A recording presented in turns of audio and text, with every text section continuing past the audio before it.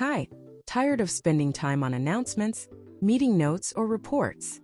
Try Office Docs Helper, your AI agent for quick, high-quality internal documents. Now let's take a look at how to configure this agent.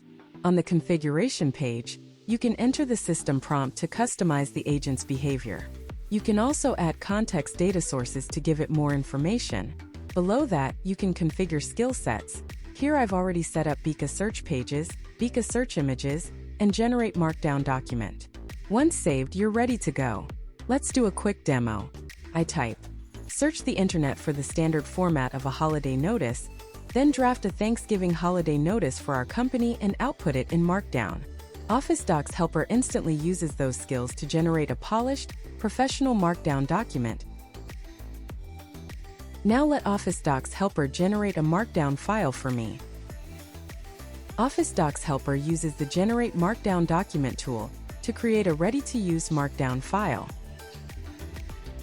You can copy or download the file and then publish it.